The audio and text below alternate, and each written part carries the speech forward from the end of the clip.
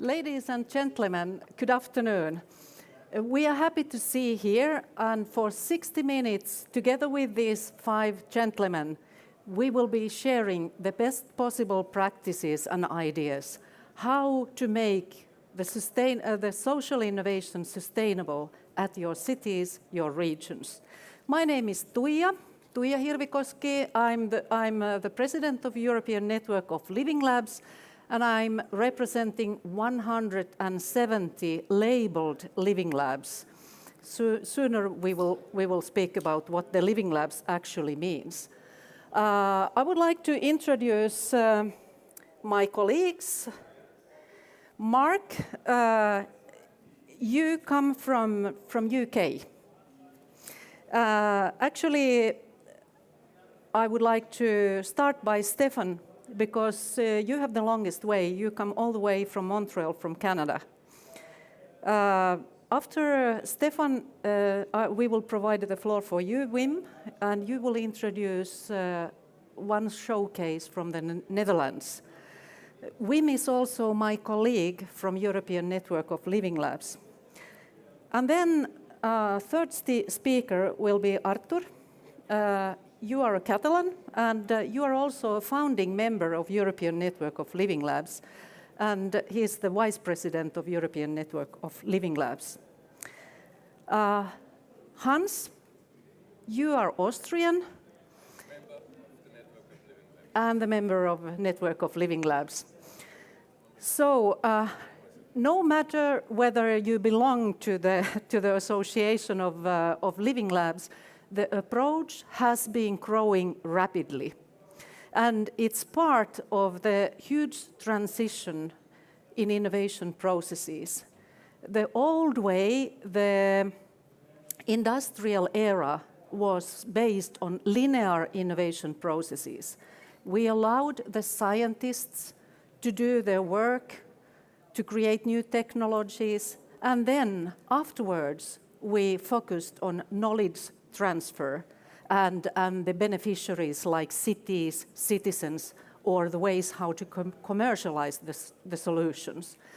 But with these gentlemen, plus various hundreds of organizations all over the world, the movement has been pushing forward another type of an innovation process. It's cyclic, it's non-linear, and it's inviting the citizens to the innovation and research processes already in the ideation phase.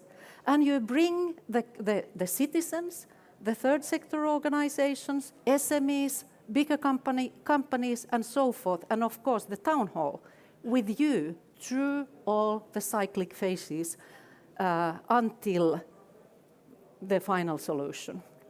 Today we will focus mainly on social innovation and how to scale up the solutions. We also want to emphasize that, because you are all, you would like to see your city to flourish, maybe you would like to go for iCapital competition. The winner will take 1 million euros.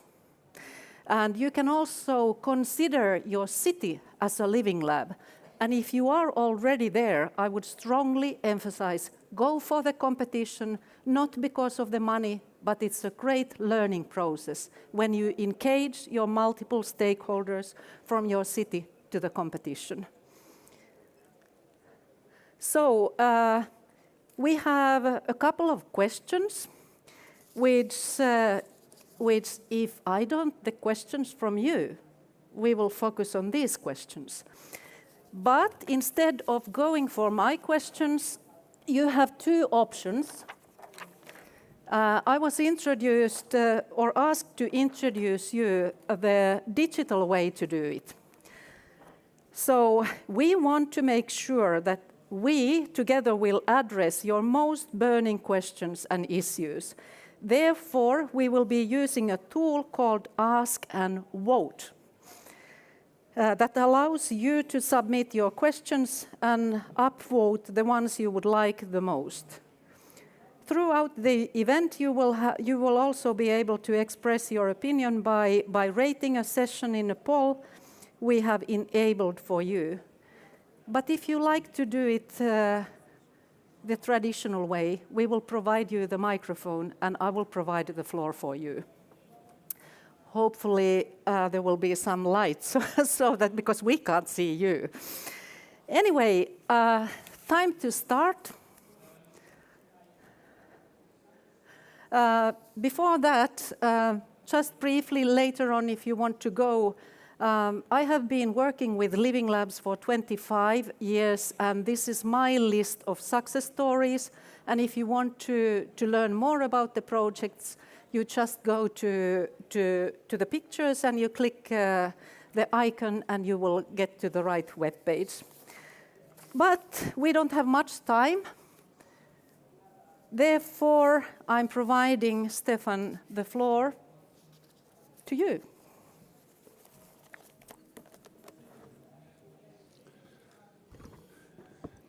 Thank you again. And although I'm not a Catalan, I feel as a Catalan today, so we share the same values.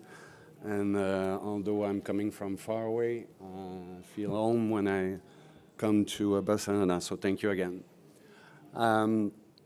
First thing is that I wanted to mention is we're very honored to have been selected this year as ICF Intelligent Community Forum, so Community of the Year 2016.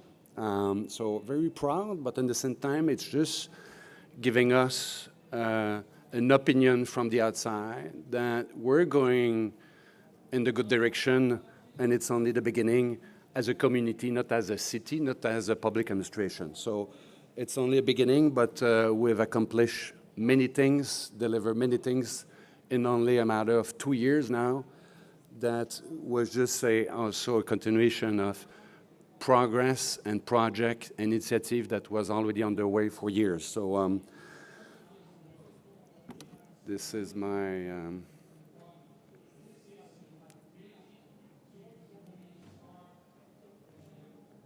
so the vision behind what we've been developing so far is really precisely on developing and deploying in a very human and open, innovative way. So I'm not really talking about technology, but about more a way of doing things, of transforming the cities in co-creation with the citizen, but with, for sure, some technological solution to respond to the great urban challenges the metropolitan faces, such as development of prosperous economy, there's a resolution of social issues, and cultural enrichment.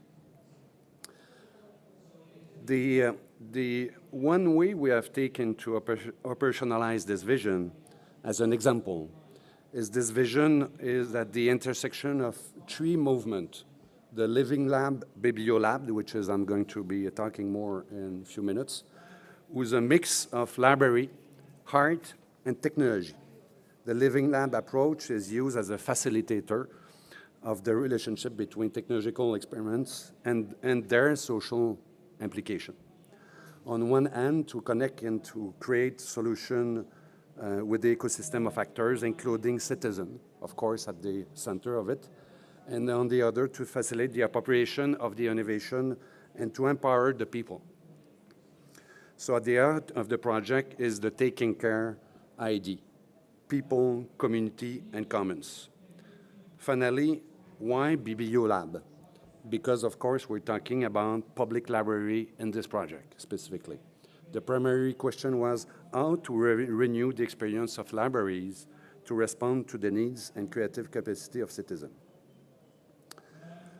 So what was the origin of the project? First, the idea came from the whole process that was already itself a really engaging experience of developing the strategic and the action plan we did in libraries, co-creation activities in order to develop the plan, the action plan, and the project, and came out this idea of BiblioLab. So we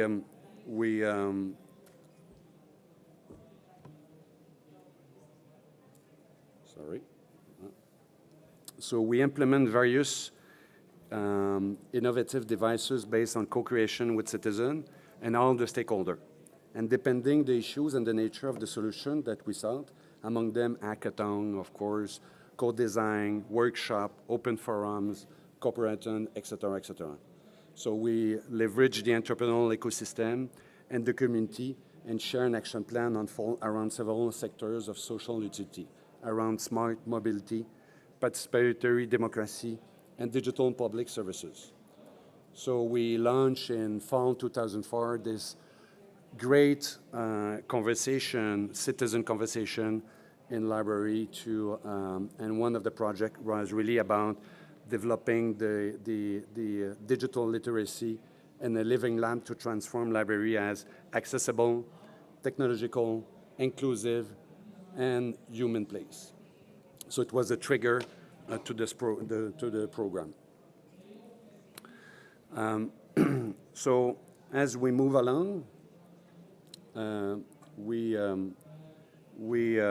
then secondly did the gradual transformation of public library, was already on its way in Montreal for several years. The public spaces of yesterday who had very clear vocation like hospital, library, become today spaces dedicated to open innovation, not only as a pure library, but places to experiment in real condition with the citizen, new solution for the development of the territory. And Montreal public and private sector are starting to invest massively in culture. This is a part of the DNA and the positioning of Montreal. So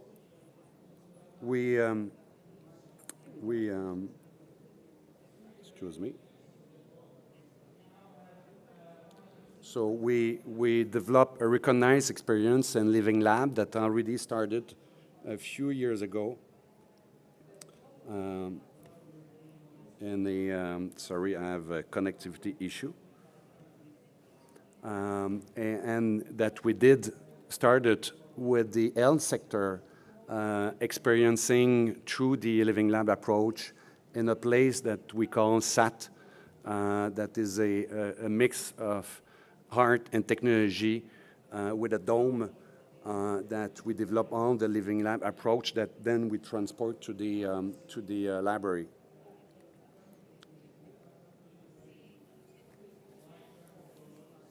Some things.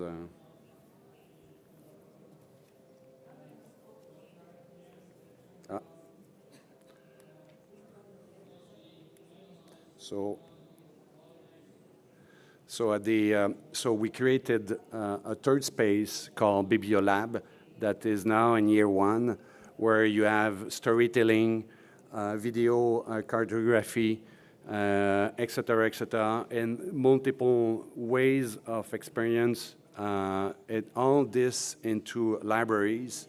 We create fab labs and so on that keep developing.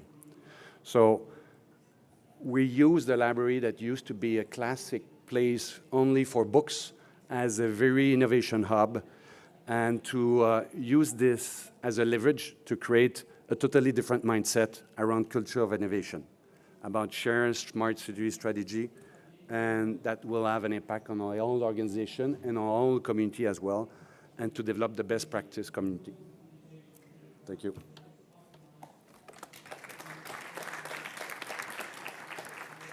Thank you, Stéphane. And did you pay attention? You use your public spaces in order to engage the people, and at the same time you change the role of the library completely. Thank you. Wim, your turn.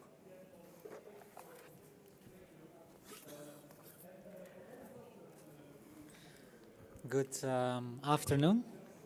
My name is Wim De Kinderen, working for the city of Eindhoven, a proud member of ENoLL. I'm going to try to look at this like this. This clock is killing me, so I'll try to be within time. But before going back on the iCapital, we were a finalist in this year's competition. We lost to our good colleagues of the city of Amsterdam, but just like we lost to Helsinki in the World Design Capital, it's been a great effort to actually refresh our own story and to make it stronger. So I would advise you to participate, even if not with the hope to win, but for your own internal processes. What I'm going to tell you today is a little bit on the use of living labs and how it connects to social innovation within the city of Eindhoven.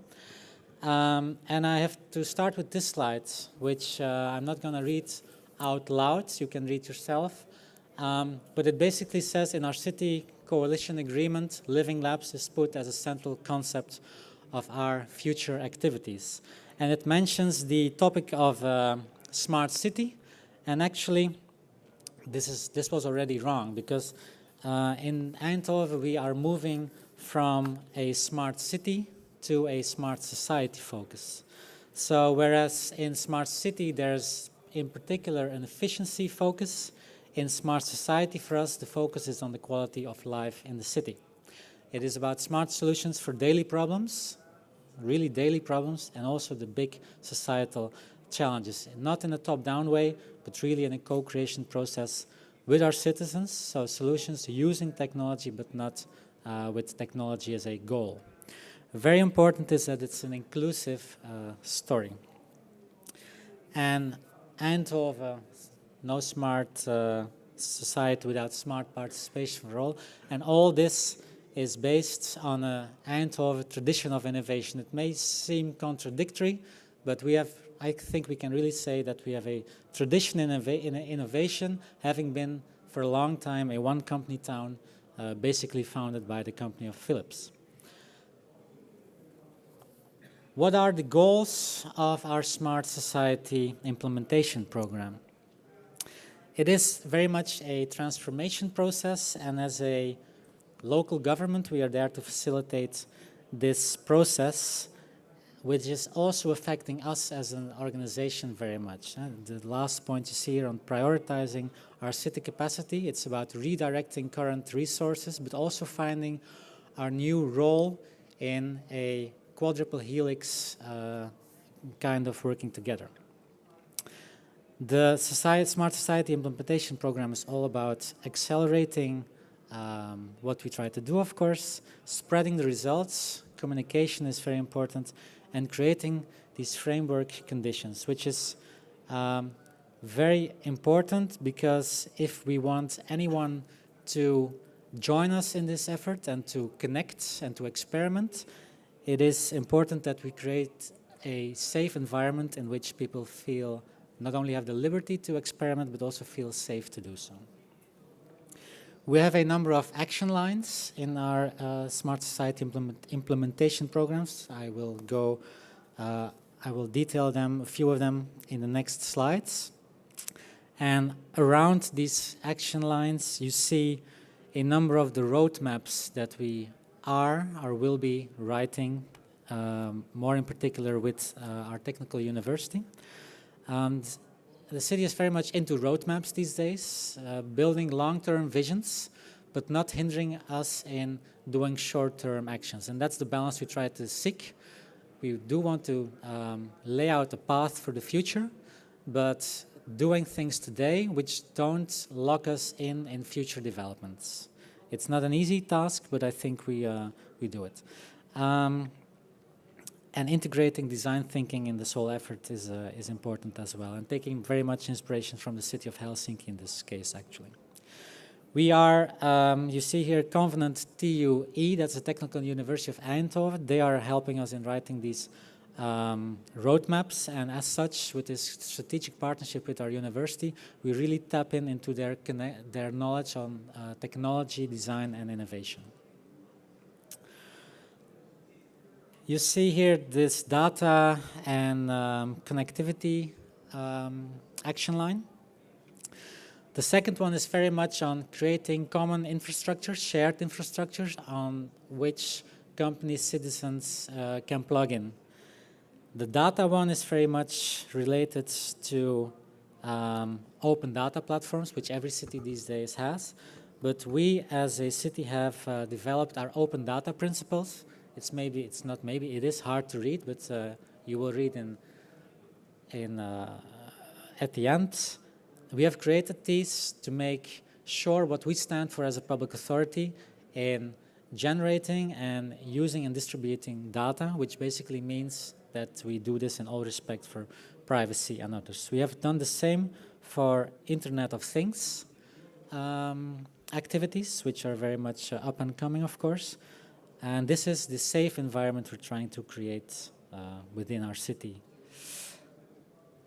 Then, the city as a living lab. It's a nice slogan. Many cities are using it, so do we.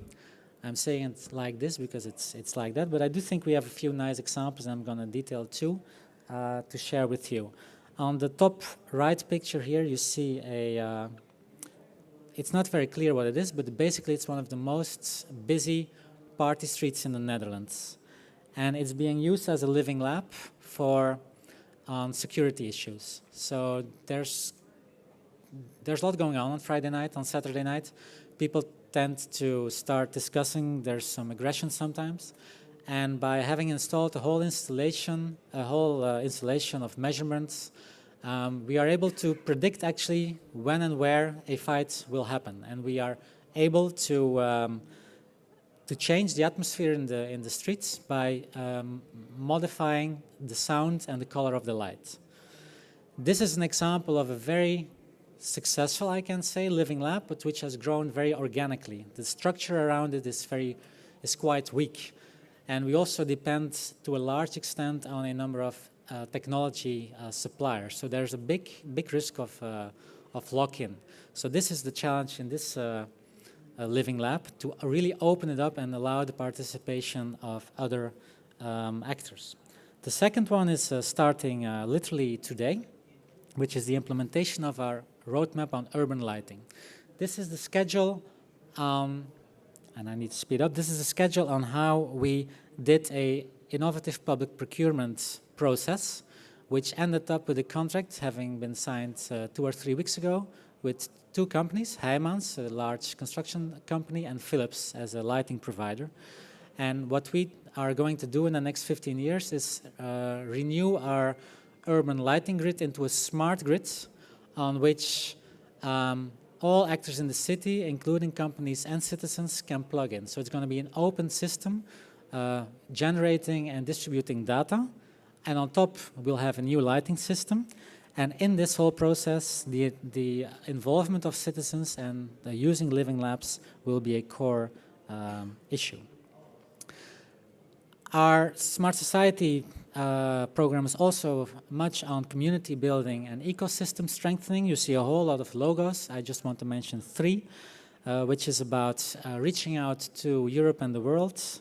Networks such as this network, European Network of Living Labs, but also Eurocities, the city network, Open and Agile Smart Cities, and ICF, it was mentioned by the colleagues from Montreal, who are Smart City today. We were in 2011.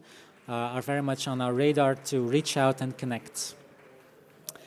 And we have to sell our successes. It's a long-term vision, but if you want citizens to join you, we must celebrate our successes to prove that it's working and that everybody has a role to play. The last slide is for information purposes. It's a detail on one of our roadmap activities. They will be shared later with you. Thank you, Wim.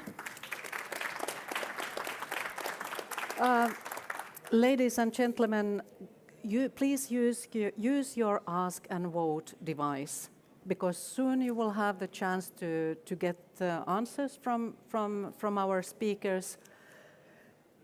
From Montreal to Eindhoven and next to Barcelona, and more generically the Catalan region, if I understood rightly. Artur Serra.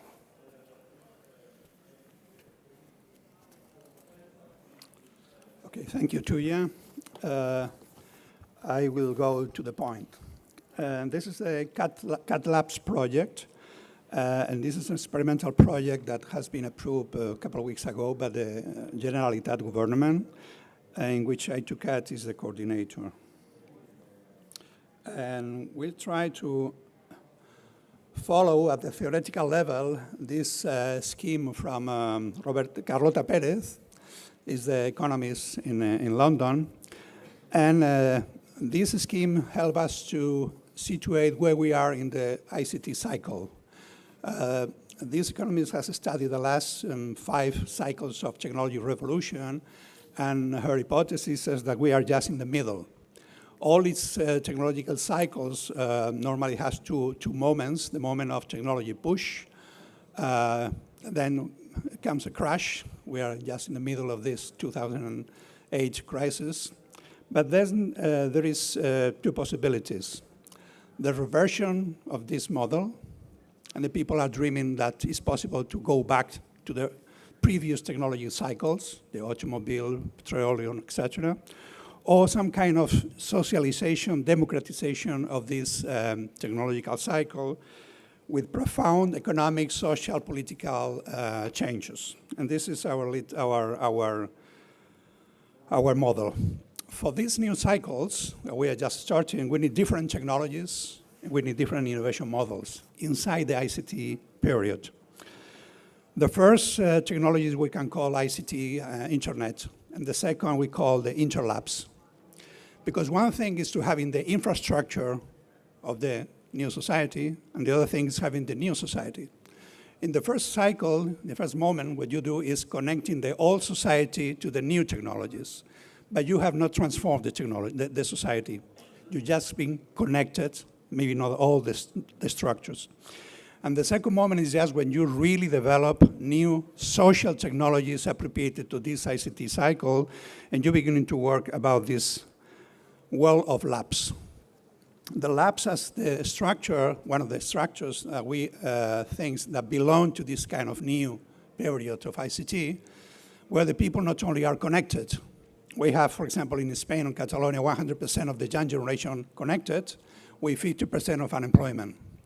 That means that it's not enough connecting the people to the network. You need to do something more. And what you can do when you are connected, you are beginning to do new things, innovations, some kind of new projects, inventing your own job, changing the way of working, your way of living. And this has been expressed in this explosion of labs. We have more or less a vision of some of them. Living labs is maybe the older one, but then you have Fab Labs, you have CityLABs, you have maker spaces. Even the politicians in Brussels are beginning to build a policy lab. A couple of weeks ago was a meeting of policy labs, because the politicians also need to experiment, and then they are taking this kind of meme. It's a kind of meme that substitutes the net. There was the meme in the 90s. Everyone was net. Now everyone seems to be a lab. Specifically, what we are focusing is about this idea of connecting labs with social digital innovation. There is an important program in Europe called CAPS that is trying to develop this idea. The current Chief Information Officer of the city of Barcelona, Francesca Bria, was the leader of the Digital Social Innovation Project in this CAP program. And they define that as a kind of social and collaborative innovation in which innovation users and communities co-create knowledge solutions for a wide range of social needs in a way that was unimaginable before the internet. And this is the idea. The unemployment is a social technological problem. It's not just an economic problem. The renewal of democracy is a social digital problem. The collaborative economy the same, the open access the same. These are the initial areas that this social digital innovation are beginning to work on. And this is the new innovation model. Until now you thought with the OCDE that creating a product or a service, that's it. You put it on the market, people use it, and this is the solution. But if you want to change the health system, or you want to change the unemployment and the job system, this is a system. This is much more complex than just putting a product or a service in the market. You need a new system. And this is what it means systemic innovation, changing the systems. The city is a systems. The city cannot be changed just for one product or one service. You need a systemic approach. And this is a societal problem that we try to approach in a different way. And this is the meaning of the CAD Labs. CAD Labs is an experiment in interlabbing and in systemic innovation. Why interlabbing? Because what we have is a mapping, or we are beginning to build a mapping of the different labs that are emerging or have already emerged in the last years in the region of Catalonia, but also in the metropolitan area and the city of Barcelona. But the problem is much of them are focused on their own area, the Fab Labs, the CityLABs, the Wi-Fi net in the area of networkings, but there is not a connection between them. And this is one of the reasons of the success of the internet in the last period. The internet is not a net, it's an internet. This is the protocol that interconnect the networks. In the labs world, we live in the 80s in the network. In the 80s in the network was Usenet, BitNet, ARPANET. It was a net explosion, but the success was that one protocol, the internet working protocol, allowed all this interconnection. And this is a little bit what we want to do in CAD labs, proving and testing that it's possible have a common core of values, a common core of protocols of working to develop the region as an interlabbing, the metropolitan area and the city of Barcelona as an interlabbing, and doing this kind of systemic innovation. And this is the reason of, for example, the 4LX model. Why to put all the people together? Because you need to renew and change the systems, not just doing a project for a product or services. And these are a little bit the basic principles we are building. It's not to impose top-down. We want to build a public innovation systems, but we need to be a concerted system between public-owned labs and private-owned and cooperative-owned labs. We need some kind of distributed regional local network of labs, connecting these peripheral labs or local labs with the official lab systems, because we have CERCA, TECNIU, we have the scientific labs, the technological labs, but the rest of the world are out of the systems. And we want to put with this project in the system, creating this idea of universal innovation system. And I think that's all. Thank you very much. Thank you, Artur. I believe that what you are doing here, it's really truly bottom up. But you have the mandate from your region, your regional smart specialization strategy, which is very common to all the Europeans. So you have been legitimized by your local authorities. So we move on, and thank you for the questions and keep on sending them. We will go to your questions after the two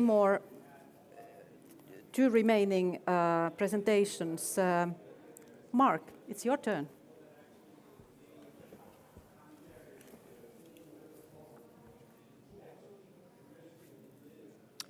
Hello, good afternoon.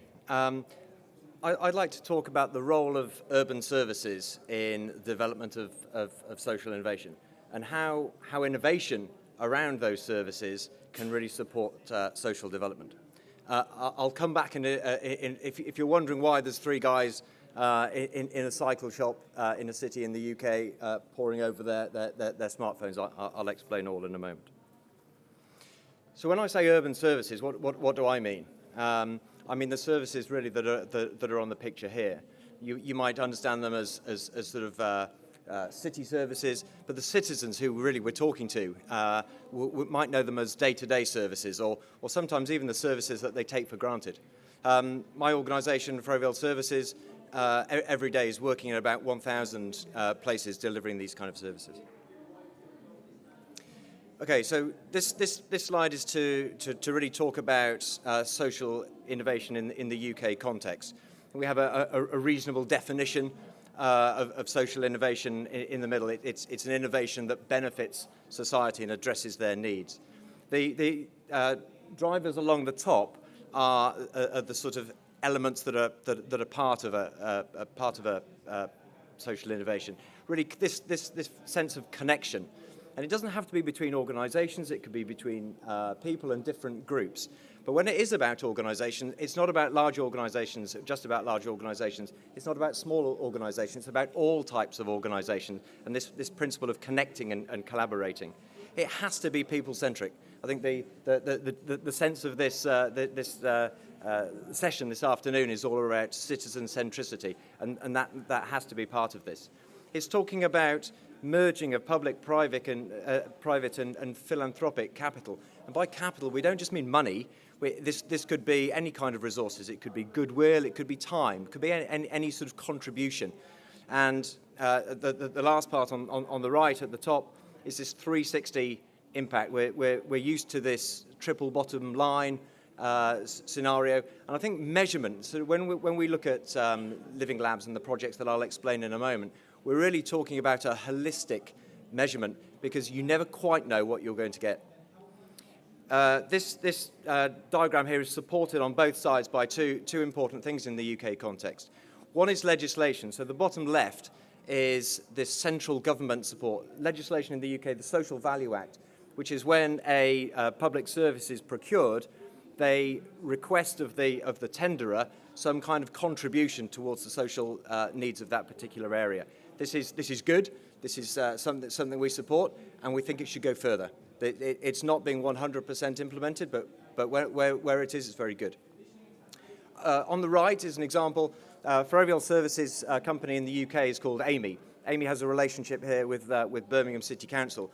Birmingham has what they call a business charter for social responsibility. So when Birmingham is engaging our kind of organisation in its services, it demands, again, input into the social needs of the city. So we think these are both good drivers against supporting social innovation. In the box in the middle, you can see that these are effectively the outcomes or the contributions that we believe that urban services can make around social development and social innovation. Towards the left, you can see some of the people, the softer elements, so employment, safety. We heard this a little bit before about lighting and safety and the feel of being secure in your environment. We're able to, through innovation and through the day-to-day services, deliver this sort of thing. On the right are the outcomes, maybe a bit more infrastructure based, but nonetheless still valuable in our society. I give this as an example. My role within Ferrovial Services is in the Centre of Excellence for Cities, and we're interested in innovation, developing innovation programs around urban services through Living Labs. This is our standard model of how we go to deliver the Living Labs and the projects. Naturally, we have the citizen in the middle. We work very closely with city councils, local authorities, as really the place that we're able to do this experimentation within. The citizen has to be emotionally engaged. It's very easy for an organisation like ours to deliver services next to citizens, but we'd like to really involve them.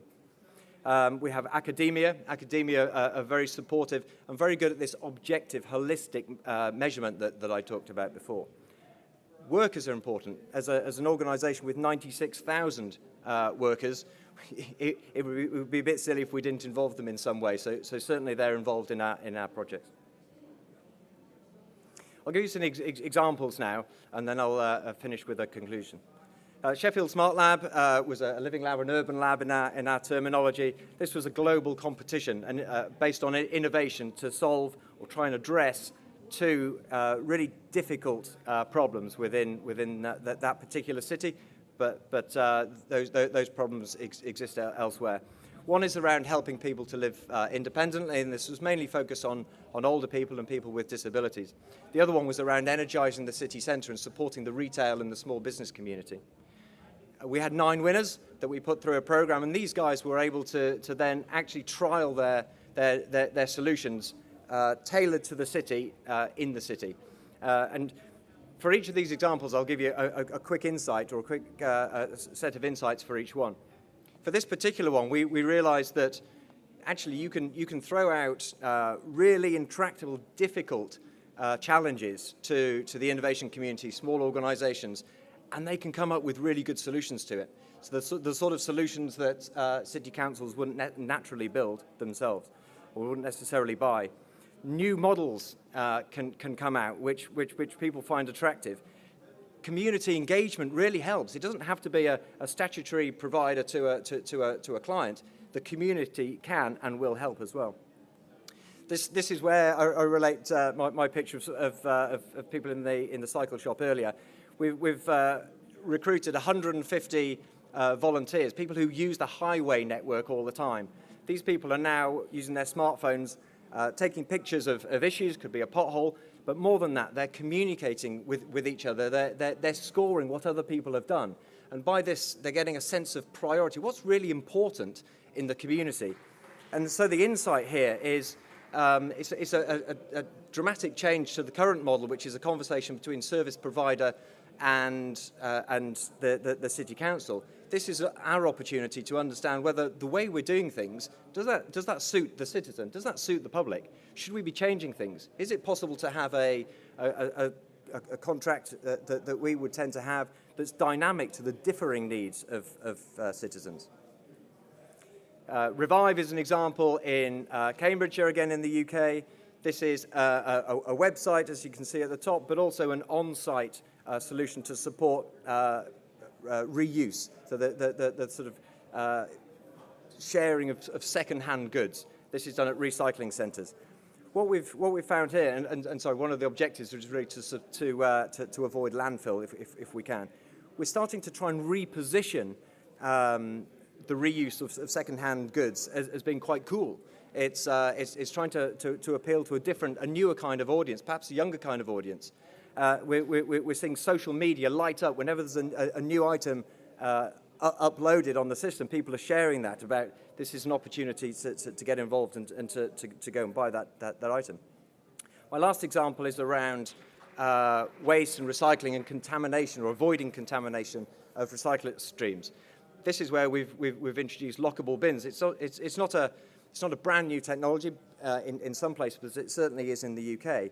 We're trying to explore with people in flats, blocks of flats, the place that it's absolutely the worst place for recycling and contamination. How can we improve this? You can see there's a poster there that we're using to try and engage people on this. We're giving them information not just about their town, but about their community. And we've seen dramatic improvements as a result of it. We've seen people starting to feel ownership for their waste and to care about it. And the bottom example, we're starting to see it's becoming interesting for children as well. Now there's a smart card involved and technology involved. Children start to be involved too. Okay, so the final point really is that innovation in urban services can be a driver of social innovation and social development.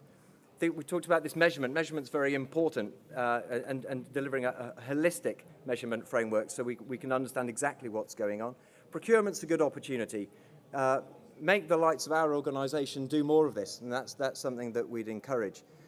Certainly focusing on the citizen helps social performance. I think that's sort of intuitive.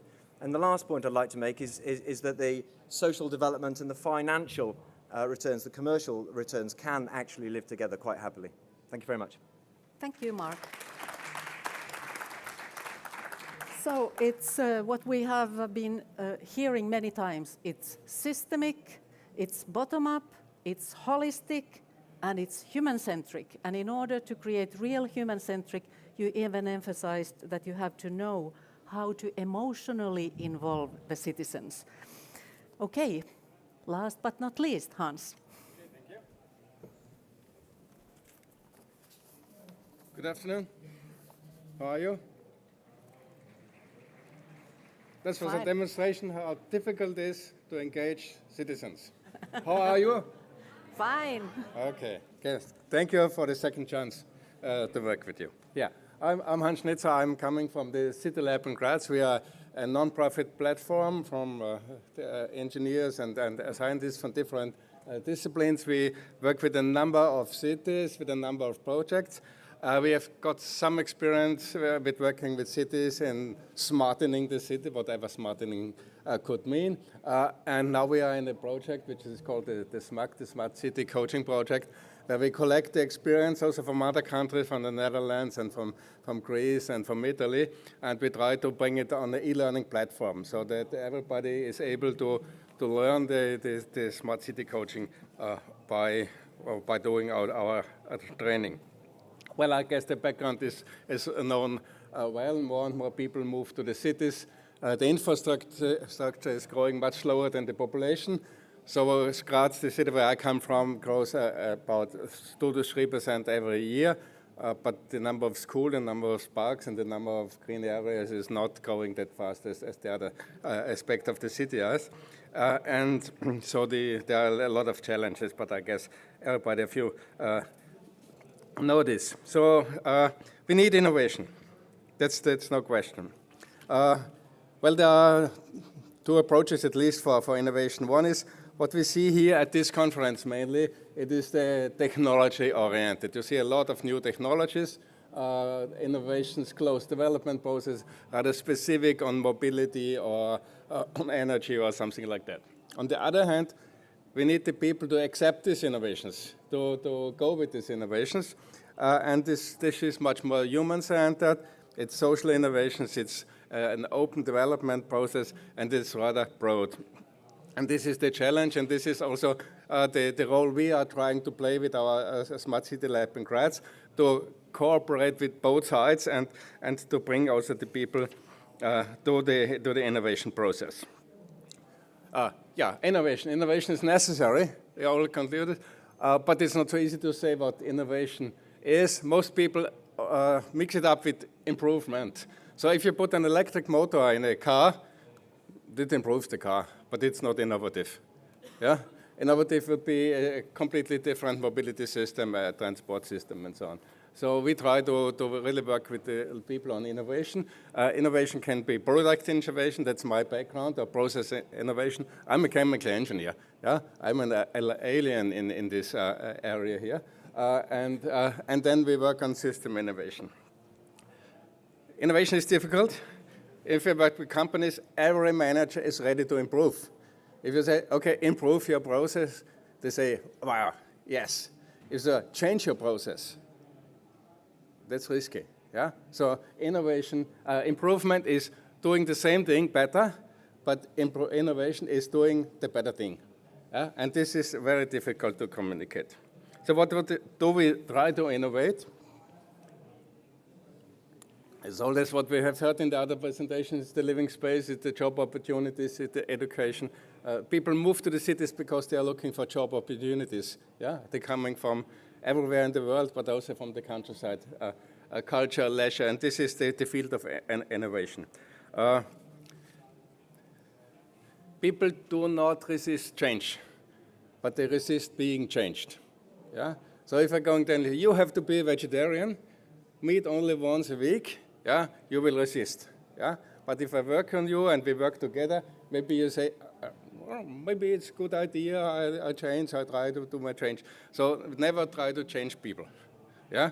Try to work with the people that they change because they feel that this change could be good. So we set up kind of labs. Now we would call it the CityLAB, but a smart lab. We started 6 years ago. We called it a systematic innovation process or something like that. It was human-centered, working with the people on how can we innovate the city. It was collaborative. We worked with them and said together, there are frictions, there are diverse opinions, but together we can find a solution. What's very interesting for all these investors, the investors in the beginning have been afraid of, if I ask too many people, yeah, it will be confusing, it will stop the process. Finally, we found out if you're involved in a correct way, a process of building a new area is much faster than if you do it without the people.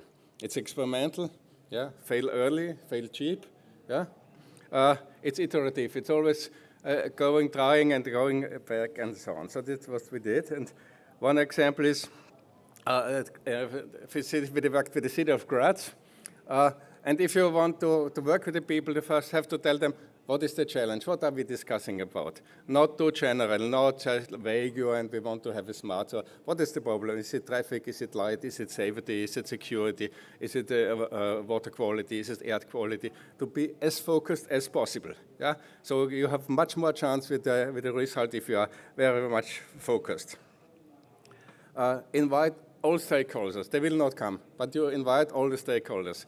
Very, very difficult with the unions. Very, very difficult with the organizations, the business organizations. They are not coming. They're always complaining, yeah, but they are not coming. They are not constructive. So, but invite them all, and then they say, okay, we invited you, but you didn't come up. Okay, so that's about what we did. We had made sectors. We did this planning with things, and we resulted in a vision what this Graz should be in 2050.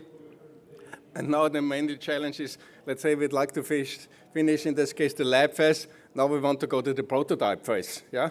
As an engineer, always we start in the labs and then we go to the prototypes and then we go to the big world. So now we are looking for the prototypes and we have applied a new project where we really want to prototype some of these things we worked out in the lab. And this is the challenge I will tell you in 2 years or in 5 years at the next conference. Thank you so much. Thank you, Hans, and thank you for all of you for the questions. Now we are moving ahead for the more interactive part. And because it's about bottom-up movement, I don't see you properly, but raise your hands if you want to get the microphone. And I will start by asking you. This is a counter-attack. You want to know more about the relationship between social innovation and technology. Raise your hand if you think that technology is absolutely important if you want to create social innovation. Okay. Second question. Let me see. Cities can be creative only if they engage their citizens to the development of the cities. Okay, can you see what they are voting? Artur asked if we can get some light here. If it's possible, please provide some light so that we can see each other's, otherwise we continue. Now I will start to ask you. Someone, or actually many of you, would like to really know more about smart technologies. In which way can the smart technologies facilitate social interaction in public space? You already provided some examples, but who would like to elaborate more? How does it really happen? Because we are here also in order to learn tangible examples. Please go ahead. Is this on? Yeah. Just a very quick example. In the last example I used was the example in Slough and the recycling bins. We tried 2 different types of lockable technology in public spaces. We certainly found that one technology, the one that was different and more dramatic looking, had a greater success, greater impact, greater outcome compared to the one that looked a bit more similar to what they were used to. And another finding we found was that technology therefore makes a big impact, but it doesn't just work on its own. In fact, we saw dramatic initial improvement that waned over time. So this communication we found to be very important to sustain a performance. So technology, yes, but it's not the only thing. Artur. Yes.